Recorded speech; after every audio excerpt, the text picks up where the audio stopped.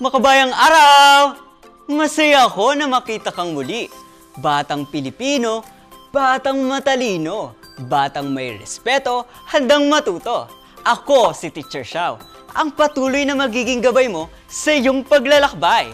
So worry no more! Halina, sasamahan kita upang pagyamanin ang iyong kaalaman. Para sa learning na laging wow! Dahil dito sa DepEd TV, learning is always fun. Ito ang Aral Pan! Sa ating nakaraang episode, tinalakay natin ang hangganan at lawak ng teritoryo ng Pilipinas. Ngayong araw, patuloy natin itong pag-uusapan. Kaya naman siguraduhin na ihanda mo na ang self-learning module, ballpen at papel. Tara na at lakbayin ang daan patungo sa karunungan. Balikan natin ang iyong natutunan sa nakaraang aralin. Basahin natin ang mga sumusunod na pangungusap at piliin ang letra ng tamang sagot. Ang patlang ay tumutukoy sa sukat ng lupaing sakop ng isang lugar. A. Lokasyon. B. Teritoryo. C. Lawak. D. Hangganan.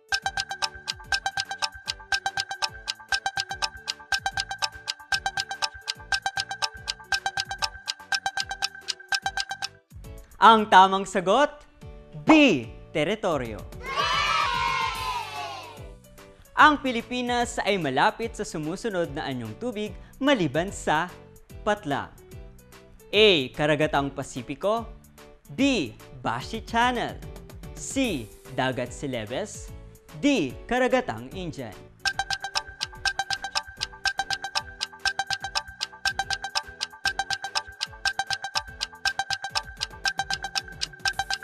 Ang tamang sagot, letrang D. Karagatang Indian. Humigit kumulang na 1,000 kilometro ang layo ng Pilipinas mula sa kalakang kontinente ng patlang. A. Asia. B. Europa. C. Africa. D. America.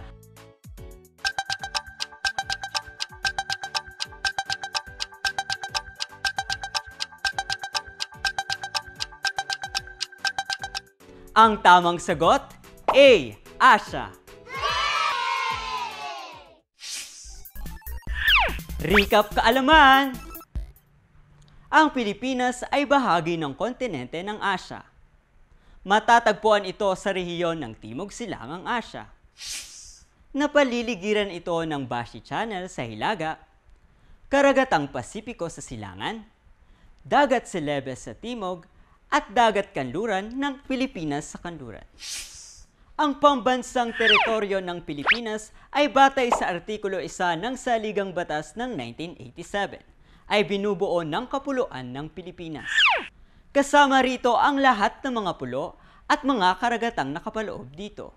Kasama rin ang lahat ng iba pang teritoryo na nasa ganap na kapangyarihan o jurisdiksyon ng Pilipinas.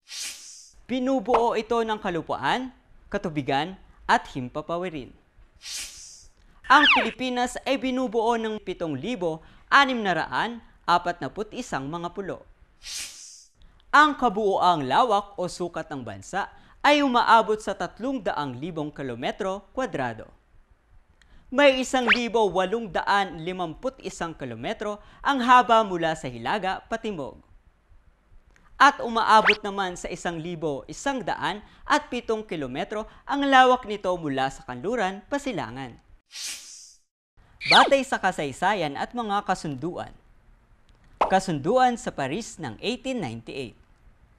Naganap ang kasunduang ito sa pagitan ng Estados Unidos at Espanya noong Disyembre 10, 1898.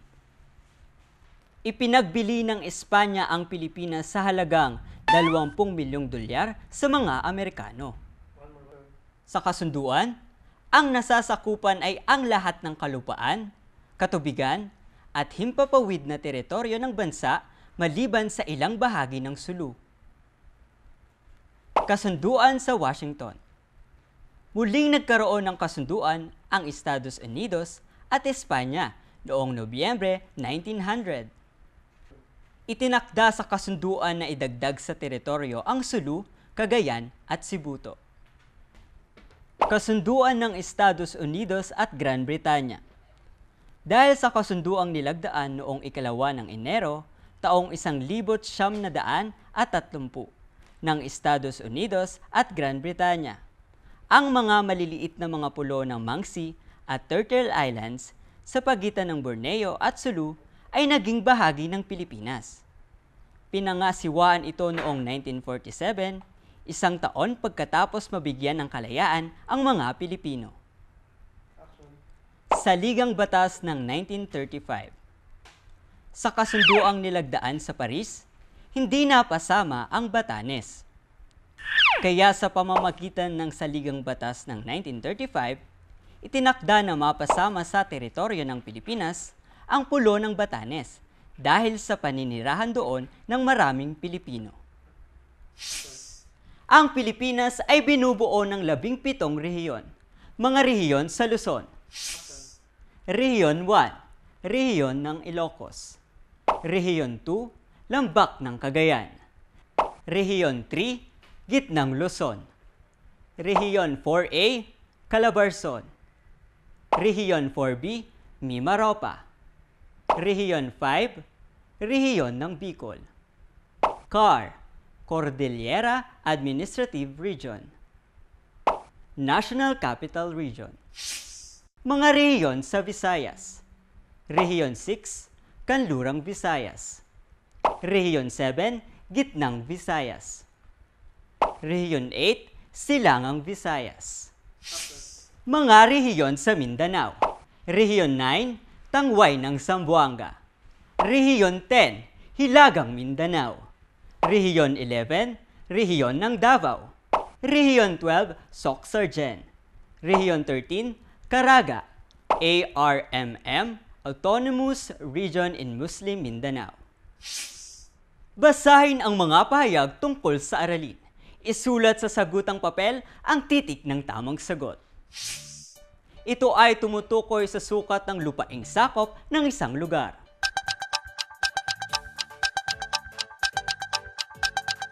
Nakapaloob sa batas na ito ang sakop ng pambansang teritoryo ng Pilipinas.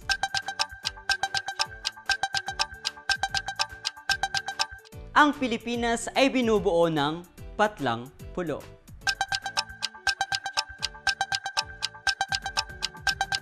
Ilang kilometro kwadrado ang lawak ng Pilipinas?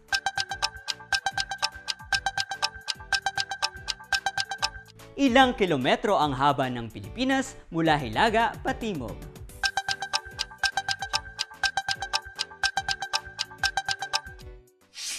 Alamin na natin ang mga tamang sagot. Para sa unang bilang, titik C. Para sa pangalawang bilang, titik A. Para sa pangatlong bilang, titik B. Para sa pang-apat na bilang, titik E.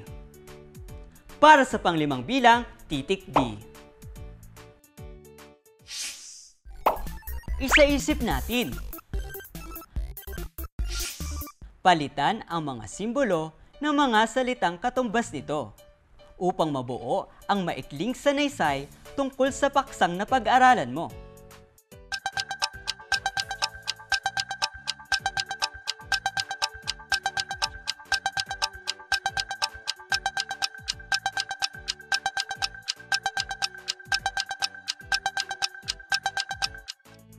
Ang sagot?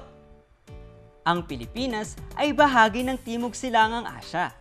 Napapaligiran ito ng Bashi Channel sa hilaga, Karagatang Pasipiko sa silangan, Dagat Celebes sa timog, Dagat Kanlurang Pilipinas sa kanluran.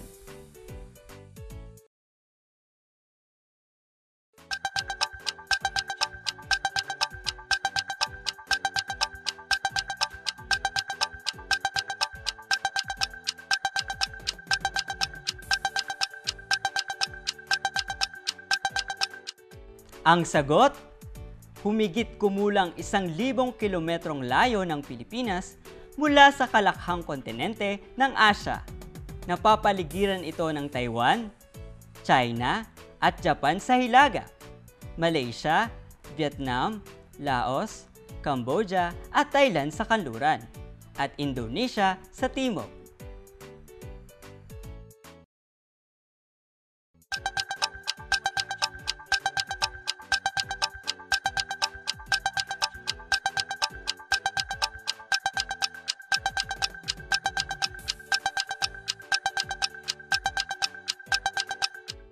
Ang sagot, ang lawak ng Pilipinas ay umaabot sa 300,000 kilometro kwadrado.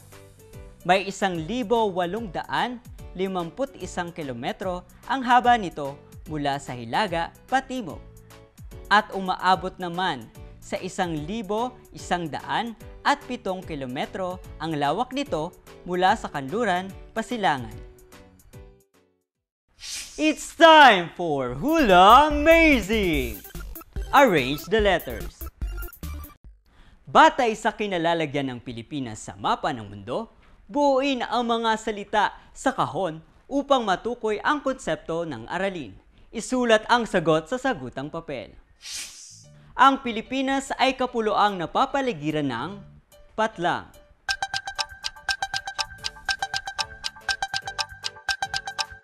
Ang United States of America ay masasabing patlang sa Pilipinas.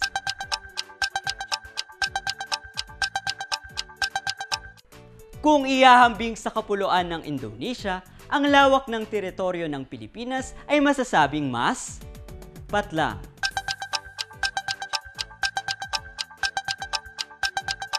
Sa kabuuan, ang lokasyon o kinalalagyan ng Pilipinas ay masasabing ang buong patlang ay napapaligiran ng tubig.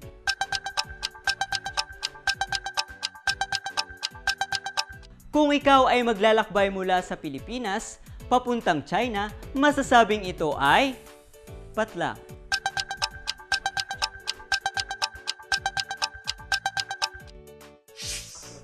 Alamin na natin ang mga tamang sagot.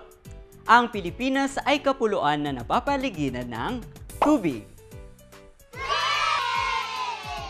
Ang United States of America ay masasabing malayo sa Pilipinas.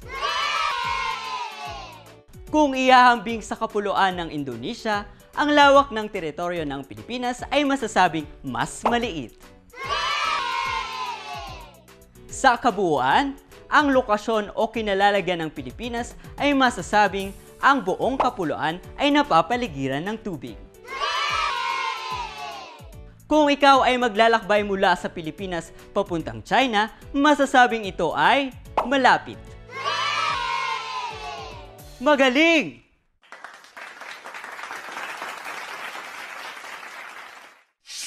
Masayang muka o malungkot na muka? Suriin kung wasto ang ipinapahayag na ugnayan sa lokasyon ng bansa at heograpiya nito. Iguhit sapat lang ang masayang muka kung wasto ang ipinapahayag na kaisipan. At malungkot na muka kung hindi wasto. Ang pulo sa Pilipinas ay 7,641. Masayang muka o malungkot na muka? Humigit kumulang 7 kilometro ang layo ng Pilipinas mula sa kalakang kontinente ng Asya. Masayang muka? Malungkot na muka? Ang lawak o laki ng teritoryo ng bansa ay 300,000 kilometro kwadrado. Masayang muka o malungkot na muka? Ang haba ng Pilipinas mula sa hilaga patimog ay 1,851 kilometro. Masayang muka o malungkot na muka? Ang lawak nito mula sa kanluran pasilangan 1,107 kilometro. Masayang muka o malungkot na muka? Alamin na natin ang mga tamang sagot. Para sa unang bilang, masayang muka. Para sa pangalawang bilang, malungkot na muka. Para sa pangatlong bilang, masayang muka. Para sa pang-apat na bilang, masayang muka. Para sa panglimang bilang, masayang muka. Mahusay!